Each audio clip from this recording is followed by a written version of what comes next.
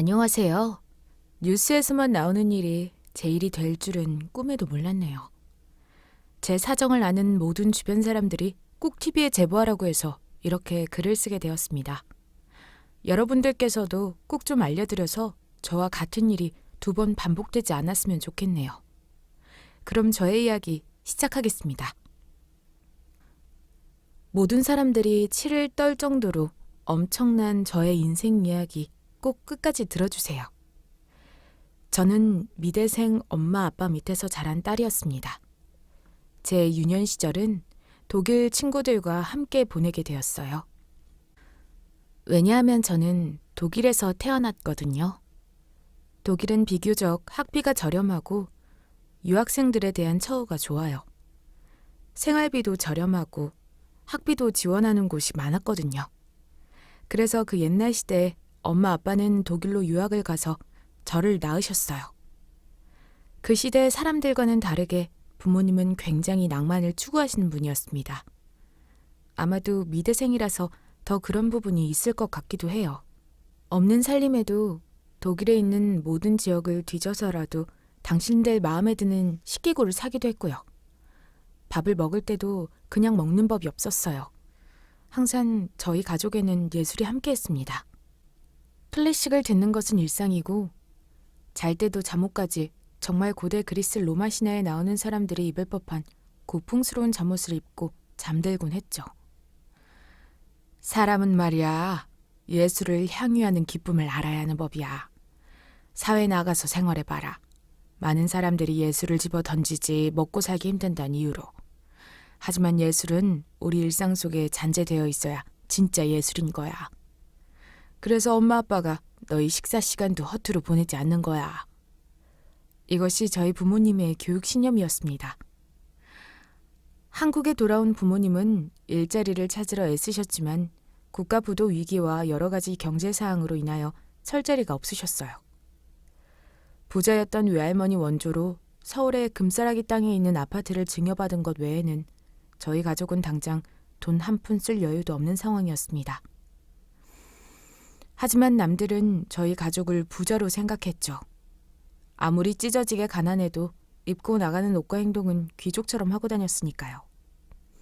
시간이 흘러 저도 미술대학에 입학하게 되었습니다. 대학에 들어가서 연애를 하면서 남자에게 많이 되었어요. 폭력적인 놈을 만나기도 했고 저를 가지고 등쳐먹으려고 하는 사람도 있었죠. 친구들은 너는 생긴 거랑 다르게 너무 순수하다니까? 겉모습만 보면 무슨 산수만 마시고 살 것 같아. 더러운 건 손해도 안 될 것 같은데 생각보다 너무 착하니까 쓰레기 같은 놈이 너한테 달라붙는 거 아니야. 그런 이야기들을 하도 많이 듣다 보니 연애가 하기 싫었습니다. 아니, 연애를 넘어서 결혼도 너무 하기 싫었어요. 1년 해가 갈수록 혼기가 차고 슬슬 부모님도 저를 재촉하기 시작했죠. 태희야, 요즘 만나는 남자는 없니? 아, 엄마도 진짜 나 남자 안 만난다니까. 결혼도 안 할 거야. 내 인생에 결혼은 없어. 혼자 살 거야. 혼자 사는 게 제일 행복해. 너 정말로 그럴 거니? 엄마 아빠 죽으면 혼자서 어떻게 하려고 해? 그래도 가정 꾸리고 아이 낳고 오순도순 사는 게 제일 행복하지. 아, 몰라. 내 앞에서 결혼 이야기 그만해. 아무리 엄마 아빠가 하라고 해도 안 할 거니까. 저의 완강한 태도에 부모님은 늘 저를 걱정하셨습니다. 부모님 닮아서 저도 한 똥꼬집 했거든요. 결혼 이야기 한 번만 더 하면 집에 안 들어갈 거라고 나름대로 으름장을 내기도 했네요. 그렇게 제가 30 초중반이 되었을 때 저도 슬슬 미술이 아닌 다른 걸로 먹고 살아야겠다는 생각이 들었어요. 새벽에 영어 회화학원을 다니기 시작했습니다. 영어로 말 안 한 지 너무 오래돼서 감도 살릴 겸 부지런해지고자 신청을 한 거였죠. 거기서 이제 같이 공부할 팀을 꾸려주는데 한 남자가 저를 빤히 쳐다보더라고요. 아니, 저 사람은 왜 저렇게 나를 쳐다보는 거야? 내 얼굴에 뭐 김이라도 붙은 건가? 뒤통수가 따가운 느낌이 뒤를 돌아보면 그 남자가 저를 쳐다보고 있었습니다. 태희 씨, 오늘 수업 끝나고 약속 있으세요? 네? 저요? 약속은 없는데 무슨 일 때문에 그러세요? 저희 수업도 일찍 시작하고 끝나면 배고프기도 하고 혹시 할 일 없으시면 저랑 같이 밥이나 먹을까 싶어서요. 데이트 신청인가 긴가민가 한 마음에 대답을 망설이고 있으니 저한테 그러더라고요. 부담 가지지 마세요. 저희 팀원들한테도 밥 같이 먹자고 미리 말해뒀어요. 저희 단둘이 먹는 거 아니에요. 그런 거예요? 네, 그러면 저도 갈게요. 그 뒤로 한 달간 매일 아침에 밥을 같이 먹었어요. 근데 은근하게 저를 챙겨주곤 했죠. 밥은 팀원들과 같이 먹었지만 따로 챙겨온 음료수나 군것질거리들 저에게만 주곤 했어요. 전 애초에 학원을 오래 다닐 생각이 없었기 때문에 어느 정도 실력이 다시 올라오는 게 느껴지자 그만두겠다고 했어요. 태희 씨 학원 그만둘 거예요? 오랫동안 같이 다닐 줄 알았는데. 네. 전 어릴 때부터 영어 했어서 오래 다닐 필요가 없어서. 그간 덕분에 재밌게 공부 잘했습니다. 저 실은 할 말이 있는데. 머뭇거리던 그 남자가 저에게 고백을 한 겁니다. 첫눈에 반했고 오랫동안 지켜봤다고요. 자꾸 저한테 눈길이 갔고 마음을 숨기기도 해봤지만 쉽지 않았다고 그러더라고요.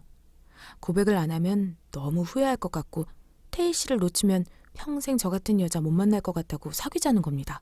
순간 저는 정색을 했어요. 죄송한데 저는 남자친구 사귈 생각도 없고요. 더더구나 결혼 생각은 더 없습니다. 비혼주의자예요. 그리고 저 이전 연애에서 마음을 많이 데워서 더 이상 남자 만나고 싶지 않아요. 마음이 바뀔 수도 있는 거잖아요. 전 그전 남자들이랑은 달라요. 죄송한데 싫습니다. 매섭게 거절했습니다. 어쩔 수 없었어요. 그 남자는 알겠다며 저의 뜻을 존중해 주었고 친구라도 지내자고 하였어요. 저는 알겠다고 말했죠. 취직을 하면서 저에게 힘든 일이 많이 생겼었어요. 상사가 저를 왕따시키기도 했고 후배가 제 뒷담을 까다가 걸리기도 했죠. 여러 가지 인생에 회의감이 많이 들었습니다. 더 이상 사람의 회의감이 든 저는 일도 그만두고 집에만 박혀 있었어요. 부모님도 걱정이 이만저만이 아니었죠. 태희야, 그래도 나와서 밥은 먹어야지. 언제까지 방에만 있을 거니? 몰라, 배 안 고파. 배가 안 고프긴 뭐가 안 고파. 너 지금 살이 10kg가 넘게 빠졌어. 그러다 쓰러진다고. 시간이 지날수록 사람 몰골이 안 이어져가는 저에게 손을 내밀어준 사람이 영어 회화학원에서 만난 그 남자였어요. 정말 사람이 한결같더라고요. 태희 씨가 힘들 때면 언제든 이야기 들어드릴게요. 전 언제나 같은 자리에 있어요. 내가 힘들 때도 내 곁을 떠나지 않고 날 믿어주는 그 남자에게 저도 점점 마음이 열렸습니다. 저도 모르게 그 남자에게 사랑을 느끼고 있었고요. 저희는 사귀게 되었습니다. 철옹성 같은 제 마음을 열게 만든 그 남자를 저희 부모님도 굉장히 좋아하셨고요. 그럼에도 불구하고 사실 전 연애만 하고 싶었어요. 결혼 생각은 없다고 남자친구에게도 연애하면서 못을 박았습니다. 알겠어. 난 당신이 편한 대로 했으면 좋겠어. 아이 낳는 것도 여자가 낳는 거고 아무래도 남자보다 더 희생을 많이 해야 하는 거니까. 난 당신이 행복하면 나도 행복해. 그런데 인생은 뜻대로 되지 않더라고요. 몇 달 동안 생리를 안 해서 쎄한 느낌의 임신 테스트기를 해보니 두 줄이 떴습니다. 머리를 한 대 쿵 맞은 느낌이었어요. 누구보다 아이 안 가지겠다고 결혼은 절대로 안 하겠다고 다짐한 제게 아이가 찾아온 거였습니다. 소중한 생명을 지을 수도 없는 노릇. 결국 전 결혼을 하고 출산을 하겠다고 했어요. 임신 소식을 들은 저는 부모님에게 무진장 혼날 각오를 했죠. 테스트기를 가지고 엄마 아빠에게 말했습니다. 엄마는 우리 딸 너무너무 축하해. 엄마는 우리 딸이 정말로 결혼 안 하면 어떡하나 매일 걱정이었지 않니? 엄마가 얼마나 밤마다 기도한 줄 알아? 엄마는 그게 정말 너무너무 기쁘다. 세상에 우리 딸 아빠도 너무 축하해. 딸이 이제 여자가 됐구나. 그래, 우리 딸은 뭐든 척척 잘하니까 아이 태어나면 아주 야무지게 잘 키울 것 같아. 저희 예상과는 다르게 부모님은 저를 매우 축하해 주셨어요. 외국에서 사신 경험 때문인지는 몰라도 혼전 임신에 대한 편견은 없으셨고 아이가 태어난다는 그 사실 자체에만 집중해 주셨습니다.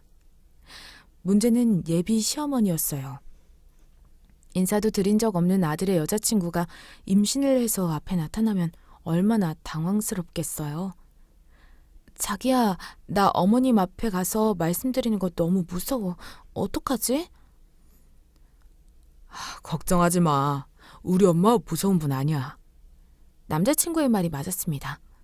저를 본 어머님은 너무나도 환하게 저를 꼭 안아주셨어요. 집안에 복덩이가 굴러왔다면서 환대해 주셨습니다.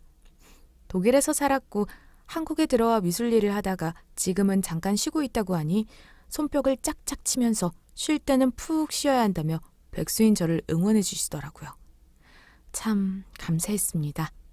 결혼식은 너무나도 순조롭게 진행되었어요. 남편과 어머님은 신라 호텔에서 결혼을 하기를 원하셨어요. 보기와는 다르게 부자가 아닌 저희 집은 금액이 부담되기는 했지만 보는 눈도 있고 하니 결국 호텔 결혼식을 진행하게 되었죠. 어머님께서는 우리 며느리 아기 낳으면 내가 아파트도 증여해 줄 거야. 내가 우리 며느리를 얼마나 딸처럼 생각하는데 아주 생각만 해도 기분 좋아져. 저를 정말 친딸보다 더 친딸처럼 지극정성으로 대해주셨습니다. 어머님은 제 손을 붙잡고 어머님이 사시는 압구정 동네를 돌아다니셨어요. 며느리야, 친구들한테 우리 며느리 자랑 좀 하려고 하니까 옷도 이쁘게 입고 오렴. 알겠지? 멋쟁이처럼 입고 와.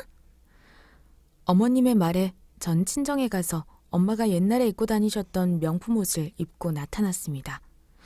아무래도 엄마가 저보다 옷을 잘 입으시기도 하고 한국에서는 쉽게 볼 수 없는 하이엔드 옷을 많이 가지고 계셨거든요.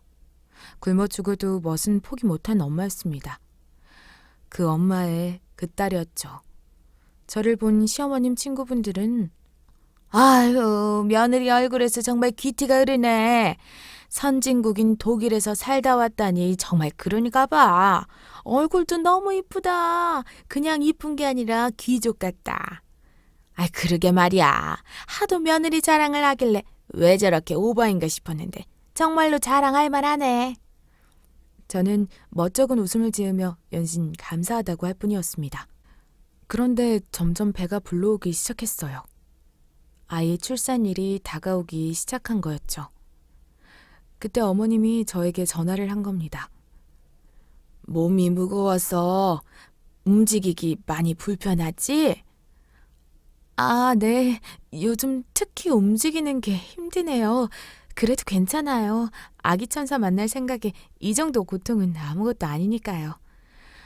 오늘 내가 너한테 전해줄 게 있는데 몸 움직이기 힘드니 내가 너희 집으로 잠깐 가도 괜찮겠니? 어머님 당연하죠. 언제든지 오셔요. 집 정리하고 있을게요. 오후 6시쯤 어머님은 환한 얼굴로 저희 집에 와서 저에게 봉투를 건네주었습니다. 어머님, 이게 뭐예요? 무슨 봉투예요? 열어봐라. 대단한 건 아니고 그냥 우리 며느리 생각에 더 해줄 수 있는 게 없나 싶어서 너 생각해서 구해본 거야. 봉투 속 내용물은 다름이 아닌 청담동에서 비싸면 수천만 원을 호가하는 산후조리원 등록증이었어요. TV에서도 유명 여자 연예인들이 아이 출산 후 가는 조리원으로 유명했고요. 해외에서 살고 있는 부자들도 아이 낳고 몸 관리하기 위해 오는 곳으로 유명세를 떨친 곳이었죠. 전 깜짝 놀랐습니다. 나 같은 사람이 이런 걸 받아도 되나 싶었습니다. 너무 분수에 넘치는 거라고 생각을 했어요. 어머님, 이런 걸 제가 받아도 될까요? 너무 과분한데요. 세상에. 당연히 우리 며느리가 아니면 누가 이런 곳을 가겠어. 받아도 된다. 그럴 만한 가치 있어. 황후의 씨가 될 아이를 낳을 몸인데 안 그러니? 내가 너 사주 보니까 아주 미래가 창창하더라. 조선시대에 태어났으면 왕비가 될 몸이었대. 우리 아들이 복이 참 많지. 이런 아가씨를 아내로 맞이하고 말이야. 그치? 저는 눈물이 나오려고 하는 걸 꾹 참고 감사하다고 고개를 푹 숙여 인사를 했습니다.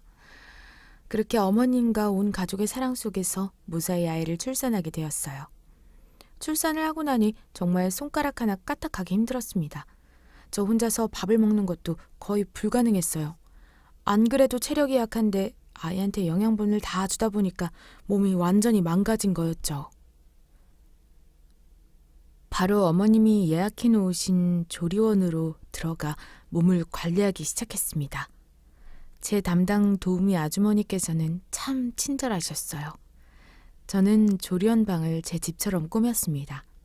남편과 찍은 신혼사진도 작은 액자에 만들어서 탁자 위에 세워놓기도 했고요. 그런데 문제가 생겼어요. 저와 아주 잘 맞았던 도우미 아주머니가 심한 감기에 걸리신 겁니다. 태희 씨, 미안해요. 원래 산모가 태어날 때까지 담당 도우미는 바뀌지 않는 게 원칙인데 몸이 안 좋아지고 병원에서도 폐렴기가 있어서 일을 쉬는 게 낫다고 해서 갑작스럽게 일을 그만둬야 할 것 같아요. 그래도 제가 아는 아주 성격 좋은 도우미 선생님 소개시켜드릴게요. 그렇게 중간에 저는 도우미가 바뀌게 되었어요. 새로 오신 아주머니와의 첫 만남에서 아줌마는 저를 보고 섬찟 놀라더라고요. 저도 속으로 왜 날 보고 놀라지? 나를 아는 사람인가 싶었습니다. 한 이틀 정도 지났을까요? 쭈뼛쭈뼛 도우미 아줌마가 제 곁을 맴도는 겁니다. 혹시 아주머니 뭐 할 말 있으세요? 아까부터 안 나가시고 뭔가 불편한 듯이 주변을 맴도시길래 걱정이 돼서요. 사모님, 다름이 아니라... 자꾸 말을 망설이는 겁니다. 전 도대체가 무슨 영문인지를 몰랐죠. 그러다 힘겹게 입을 연 아주머니의 말은 가히 충격 그 자체였습니다. 신영수 씨가 남편분 맞으시죠? 아이 출산한 지 얼마 안 된 사모님이라 정말 고민하고 또 고민하다가 꼭 말씀드려야 할 것 같아서 드리는 말이에요. 저희 딸이 신영수 씨랑 사실혼 관계였다가 피치 못할 사정으로 소송전으로 싸움을 하게 되었고 신영수 씨와 파국으로 관계가 끝나게 되었습니다. 남편분께서 내일 모레 출장이 끝나서 서울로 오신다고 말씀을 들어서 그 전에 얘기를 해야 할 것 같았어요.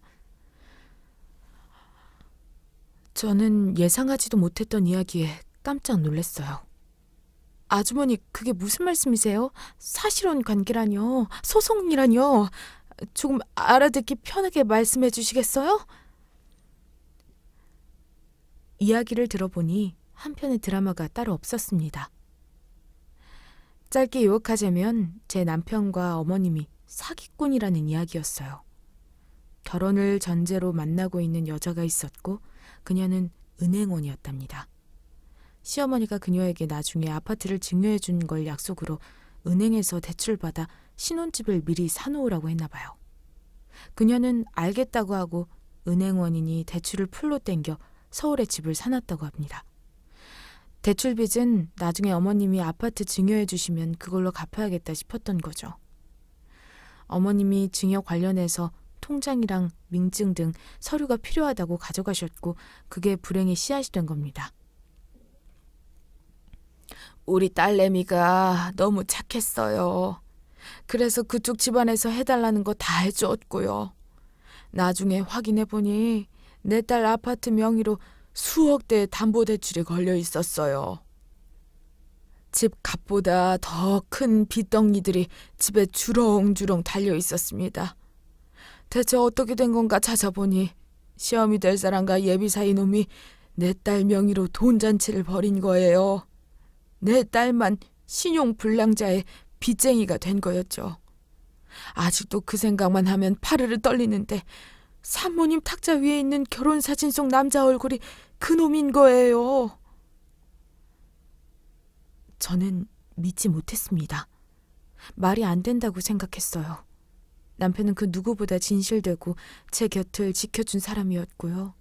어머님은 저를 딸보다 더 딸처럼 대해주신 분이었어요. 부정했습니다. 그 이야기들을요. 말도 안 돼. 그럴 리가 없는데. 누구보다 진실되고 착하신 분들인데 거짓말 치시는 거 아니시죠? 저희 딸이 형사랑 민사소송권 사건 변호입니다.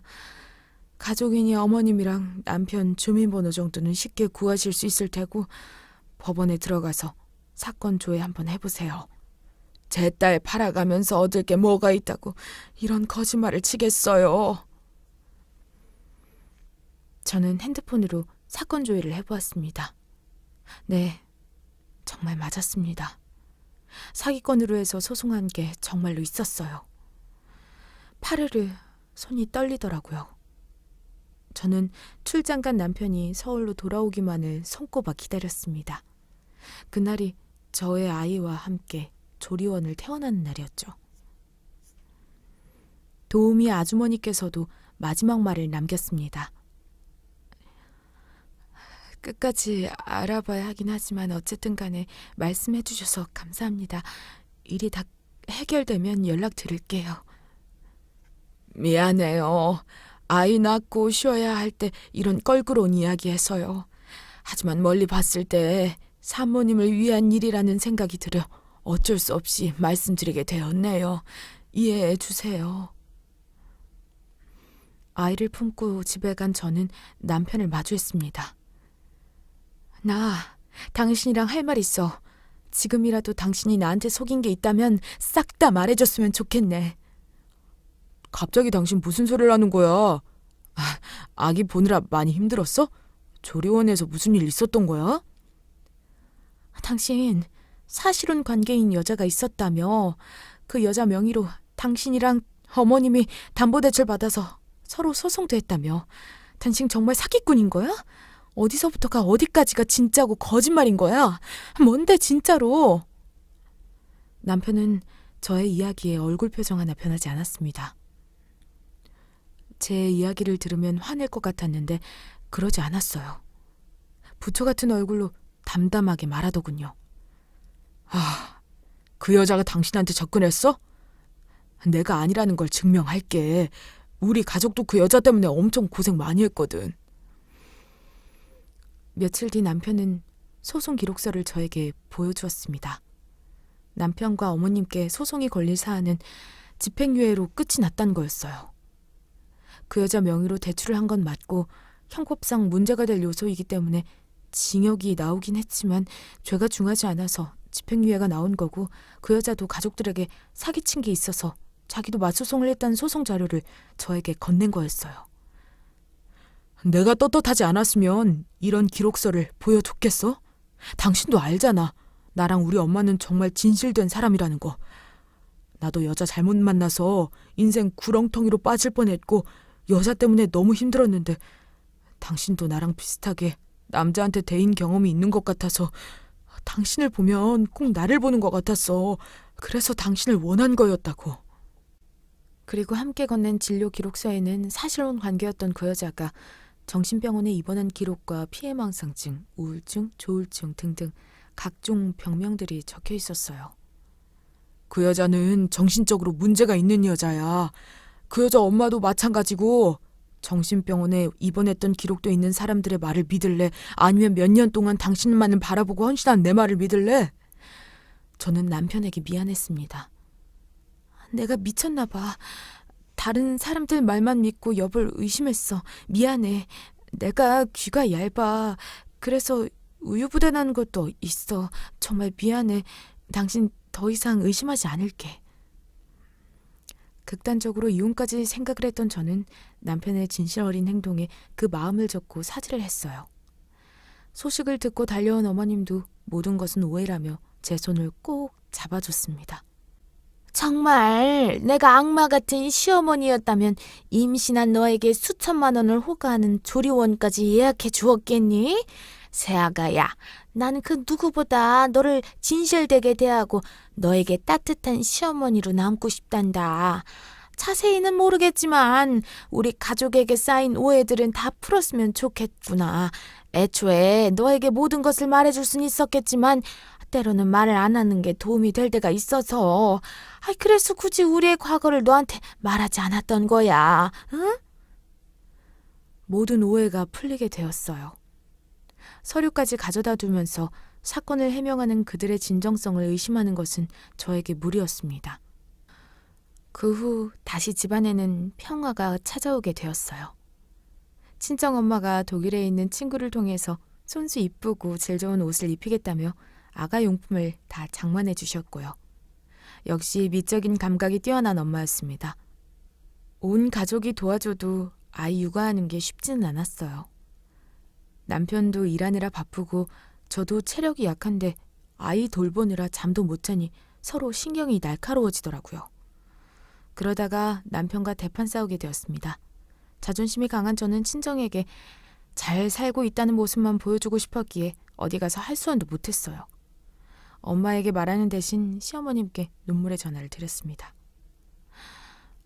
어머님, 이런 전화 드리면 정말 안 된다는 거 잘 알고 있지만 애 아빠 때문에 저 못 살겠어요. 그렇게 다정했던 사람이 어떻게 이렇게 저한테 큰 소리를 칠 수 있는지 저 정말 이혼하고 싶어요. 아이를 낳고 저도 모르게 산후 우울증이 왔나 봐요. 생각이 극단적으로 치닫더라고요. 부부싸움을 듣게 된 어머님은 아들을 혼내었고요. 아이를 데리고 시댁에 가서 쉬는 날이 많아졌습니다. 제가 피곤하고 힘들 때면 어머님이 대신 아이를 돌봐주었고 전 시댁에서 마치 친정에 와 있는 듯한 편안함을 느꼈기 때문이었어요.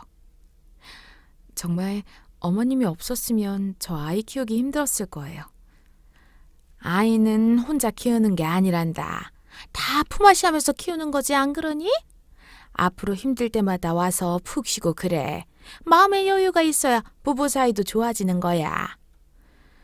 저는 몸이 힘들 때마다 어머님네 댁에 가서 아이와 함께 쉬고는 했습니다. 그날도 마찬가지였어요. 아이를 어머님께 맡기고 저는 과일을 먹으면서 조용하게 책을 보고 있었어요. 새근새근 자는 아가와 옆에서 과일을 깎으시는 어머님, 그 과일을 받아먹는 저까지 평화롭고 천국이 따로 없었습니다. 그런데 그때 누군가 대문을 발로 빵 차는 겁니다. 깜짝 놀란 아가는 잠에서 깨어 서럽다는 듯이 앙앙 울기 시작했고 놀란 저는 어떤 정신 나간 사람이 남의 집 대문을 발로 차는 거야? 외쳤습니다. 그때 문 밖으로 대여섯 명의 사람들이 어머님 이름을 부르며 욕을 하기 시작했어요. 김춘자 니년 꼬리가 길면 밟히는 법이야. 당장 나와. 여기 있는 거 다 알아. 당장 내 돈 내놓으라고. 우리가 당신 같은 사기꾼한테 평생 속을 줄 알았어? 우리 이제 다 알았어. 당신 거짓말쟁인 거. 빨리 나와. 다 죽여버리기 전에. 사람들이 고함을 치며 정말 철로 된 대문이 흔들릴 정도로 발로 차고 난리도 아니었습니다. 당황한 어머님은 문을 열며 말했죠. 당신은 누군데 우리 집 문을 두들기고 욕을 하고 난리야? 문을 열자마자 어머님은 그 사람들에게 머리채를 잡히고 질질 끌려 나갔어요. 아이를 품고 있던 저는 집 밖으로 나가지도 못하고 벌벌 떨면서 경찰을 불렀습니다. 10분 정도 지났을까요? 1분이 정말 1시간 같았습니다. 경찰이 어머님 집 앞으로 왔어요. 신고받고 출동했는데 무슨 일이세요? 이 여편네가 우리 돈 가지고 장난질을 했다고요. 알고 보니 어머님이 아파트 아주머니들 돈을 들고 개 모임을 3주 동안 연락도 안 받고 안 나갔다는 겁니다. 그래서 아파트 사이에서 어머님이 큰 돈을 들고 잠적했다는 소문이 돈 거였어요. 억울한 어머님이 크게 소리 질렀습니다. 우리 아들이랑 며느리 관계가 안 좋아서 내가 잠깐 핸드폰 연락도 받지 못하고 우리 며느리 챙기느라 개모임 좀 못 나갔는데 그걸 가지고 나한테 이런 식으로 분풀이하고 사람 잡아먹을 듯이 그래요? 영숙이 아줌마, 희라 엄마, 당신들 그러는 거 아니야 정말로. 우리가 개모임 안 나왔다고 남의 집 대문을 발로 찼겠어요? 당신이랑 당신네 아들이 사기 전력으로 전가 받았다는 이야기가 아파트에 소문이 쫙 돌고 전화도 안 받는데 어떻게 가만히 있어요? 그때 어머님은 저에게 보여줬던 관련 서류들을 아주머니께 보여주었어요. 나도 억울한 사람이야. 내가 사기꾼이 아니라 나도 사기를 당한 거라고. 어머님의 항변 끝에 사건은 한숨 잠잠해졌습니다. 어머님은 저에게 사과를 했어요. 자꾸 못 볼 걸 보여줘서 미안하다는 식으로요. 저도 당황하긴 했지만 살다 보면 오해를 받을 때도 있으니 그냥 그러려니 하고 넘어갔습니다. 한 일주일 뒤였을까요? 뉴스를 보고 있었어요. 신종 코인 투자 관련 사기 때문에 피해자들이 급증했고 법적 구제 방법도 마땅치 않다는 이야기를요. 세상이 무서운 줄 모르고 저렇게 사기를 치고 다니나? 나중엔 다 벌 받을 텐데. 그때 저희 엄마에게 전화가 온 겁니다. 태희야, 너희 시부모님 도대체가 뭐 하는 사람이니? 뭔데 우리 이름을 팔아가지고 돈 이야기를 하고 다니는 거야? 어? 무슨 소리야, 엄마. 갑자기 생뚱맞게. 우리 시어머님이 엄마 이름을 판다고? 그래, 우리가 독일 유명 대학교에서 미대 교수 부부로 있고 지금 잠깐 한국에 들어와서 살고 있다면서 돈도 엄청 많고 뼈대 깊은 가문이라고 그렇게 말하고 다니더라. 우리가 유명한 사람들이라면서 사람들한테 코인 이야기를 하면서 돈 투자 받고 다닌대. 엄마는 그 이야기를 어떻게 알고 있는데? 알고 보니 엄마 아빠에게서 경찰이 전화가 온 거였습니다. 조사를 받으러 오셔야 한다고 하면서요.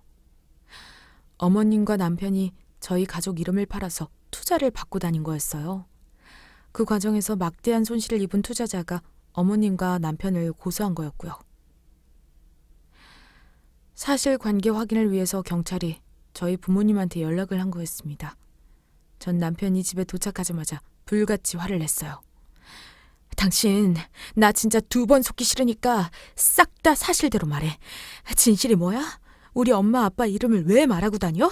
우리 집이 부자도 아닌데 뭐 하는 짓이야? 우리 엄마 아빠 교수도 아닌데 뭐 하는 짓이냐고. 당신 일단 진정해봐. 내가 차근차근 설명할게. 뒤에 이어진 남편 이야기는 횡설수설 그 자체였습니다. 거짓말이 꼬리에 꼬리를 물고 계속해서 확산되어가는 느낌이었어요. 지금까지 있었던 이야기들이 저에게는 무언가를 말해주려고 하는 듯 해보였습니다. 그들을 더 이상 믿지 못하겠다는 생각이 들어 제가 발로 뛰며 사건을 알아보기 시작했어요. 어머님 집에 찾아갔습니다. 문을 강하게 두들겨봐도 나오는 사람이 없었어요. 어머님, 저예요. 나와서 이야기 좀 해보세요. 제가 하도 소리를 치니까 옆집에서 사람이 나오더라고요. 아줌마 오전에 짐 바리바리 싸들고 나가던데요? 아침에 난리도 아니었어요. 동네 아줌마들이 찾아와서 집 안으로 들어가서 풍비 박살내고 뭐 코인 사기 뉴스가 터졌다나 뭐라나. 딱 보니까 그 집 며느리구나? 네, 맞아요. 독일에서 유학했다고 애 옷도 외제로다가 아주 좋은 거 사입힌다고 동네 아줌마들이 말이 많았어요. 당신 시모가 당신 이름 팔아가지고 압구정 아줌마들 뒷돈이랑 비상금을 꽤 끌어모은 모양이더라고. 시모랑 다르게 며느리가 진짜 귀티나고 외국에서 살다 왔으니 다들 부잣집이라고 믿은 모양이지. 그런데 알고 보니 집도 월세, 까보니까 사채업에 이곳저곳 대출 끌어모은 모양이더라고. 저에게 수천만 원의 산후조리원 비용을 대준 것도 전부 다 대출과 사람들에게 사기로 받아낸 돈들이었던 겁니다. 아파트를 증여해준다는 것도 시어머님이 본인의 허영심을 과시하기 위해 한 거짓말이었던 거였어요. 온몸에 소름이 돋더군요. 집으로 가서 남편에게 고함을 질렀습니다. 막 화를 냈어요. 그러자 남편이 실토를 하더군요. 아니, 나는 당신네 집이 진짜로 부자인 줄 알았지. 영어 학원에서 당신 옷 입고 다니는 것도 다 완전 명품이었잖아. 당신네 집에 놀러 갔을 때도 식기구 그릇조차 에르메스더만. 난 그래서 당신 집안이 잘 사는 줄 알았어. 그래서 당신한테 호감이 갔던 거였고. 뭐? 내가 부자인 줄 알아서 날 좋아했다고? 우리 집 부자 아니라고. 가진 거 아무것도 없어. 우리 부모님이 그런 예술을 즐기는 사람들이라서 옷이며 식기구며 다 브랜드에서 살 뿐이라고. 미치겠네. 제가 영어학원을 다닐 때 외국에서 살다 왔으니 발음도 좋고 옷 같은 것도 부모님이 젊었을 때 사 입으셨던 명품 옷들을 물려받아 입고 다니니 재벌집 딸이라는 소문이 퍼졌나 봐요. 원래 영어도 잘하는데 그냥 할 거 없어서 학원 다닌다는 식으로요. 그때부터 남편과 시어머님이 제 돈을 노리고 접근한 거였습니다. 본인들도 잘 사는 척을 하려고 무리해가면서까지 압구정 아파트를 월세로 들어가서 저에게 잘 사는 척을 했던 거고요. 생각보다 결혼 생활하면 할수록 제가 돈이 없다는 걸 알게 된 그들은 제 이름을 팔아서 다른 사람들의 돈을 끌어모으려고 밑밥을 계속해서 깔았던 거였어요. 임기응변에 가능한 남편과 시모는 위기사항이 찾아올 때마다 화려한 언변으로 저와 타인을 속이려고 했지만 말이 길면 꼬리가 잡히는 법. 결국 모든 게 탄로나기 시작한 거였습니다. 화가 난 저는 집안에 물건을 던지면서 남편에게 화풀이를 했습니다. 완전 미친놈! 나가 죽어! 나가 죽으라고!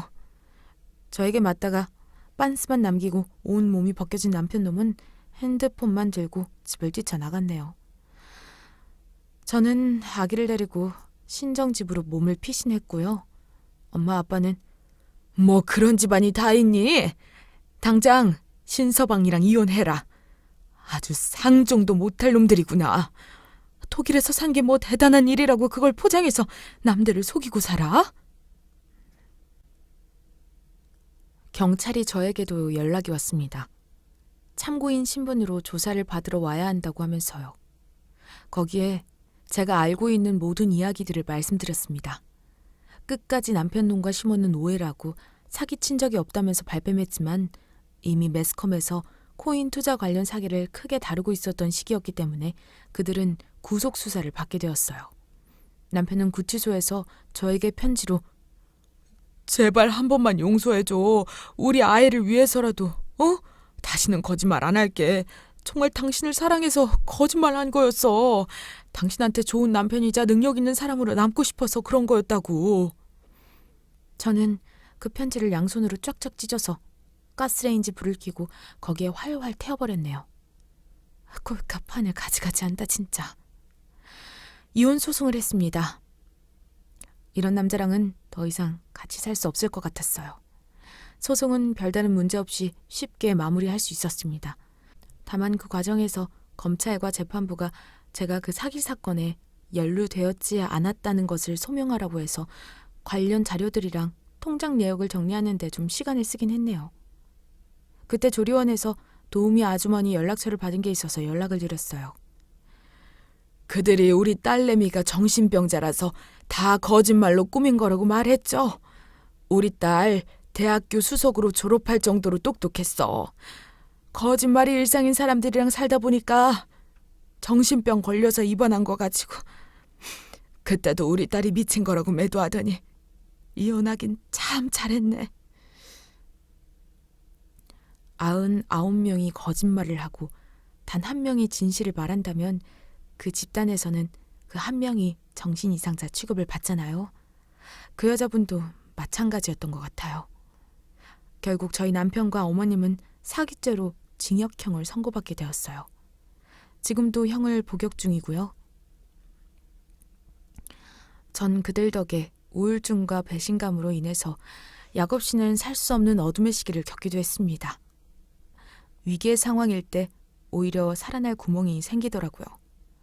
압구정 아줌마들 사이에서 저희 아이가 입었던 독일 일제 옷에 대한 문의가 그 사기 소송을 하는 중에도 계속해서 들어오더라고요. 독일 제품이라고 하면 다 좋다고 생각하는 한국 정서 때문인지는 몰라도 저희 부모님과 제가 쓰는 물건들과 입은 옷들마다 주변 사람들이 많이 궁금해 주셨어요. 그래서 전 그걸 기회라고 생각을 해서 독일과 한국을 왔다 갔다 하며 물건을 수입해오고 파는 일을 시작하게 되었습니다. 조금씩 일이 잘 되기 시작하면서 돈을 부족하지 않게 벌 수 있게 되었어요. 친정집한테 의지하기 싫어서 이혼을 한 뒤에 정말 애기 등에 업고 설거지하면서까지 생활비를 벌었거든요. 식당 사장님께서도 외국에서 살다 오고 영어도 잘하고 독일어도 잘하는데 애 엄마라고 일할 기회가 없는 건 너무 자네 능력이 아깝네. 언어 능력을 살려서 사업을 해볼 생각을 해. 애 딸려 있으니 남 밑으로 들어가는 것도 쉽지 않을 거야. 그 사장님의 조언 덕분에 제가 사업을 시작하게 되었고 친정집의 도움 없이도 아이를 씩씩하게 키우는 엄마가 될 수 있었습니다. 제가 이렇게 글을 쓰는 이유는 저희 남편과 시어머니 3년 뒤에는 형을 마치고 사회로 복귀하게 되어요. 저희 남편 이름은 신영수입니다. 사기꾼 기질은 아무리 개과천선을 해도 절대 바뀌지 않는다는 것을 잘 알거든요. 그래서 여러분들이 저 같은 피해를 안 당하셨으면 좋겠어요. 얼마 전에도 뉴스에서 사기 관련으로 수많은 사람들이 평생 모은 재산을 잃고 피눈물 흘리고 있다는 것을 들었습니다.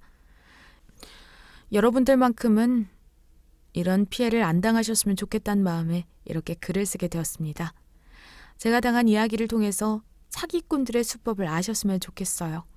물론 안다고 해서 눈치채는 게 쉽지는 않겠지만요. 대한민국은 사기꾼들이 너무나도 살기 좋은 나라인 것 같기도 하고 아직도 법 제도가 피해자들에게 충분한 보상을 해줄 수 있을 만큼 안 되기 때문에 조심하고 피해를 당하지 않는 게 최선인 것 같습니다. 여러분들도 조심하세요. 결혼 생활로 인해서 호되게 당했기 때문에 더 이상 재혼은 없을 것 같지만 우리 아이가 클 세상만큼은 그래도 정의로웠으면 하는 바람이 있네요. 참 사는 게 쉽지 않고 세상에 이상한 사람들도 많지만 그만큼 좋은 분들도 많기 때문에 오늘도 힘내서 살아보려고 합니다. 여러분들 죽을 만큼 힘든 상황에서도 죽으란 법은 없더라고요.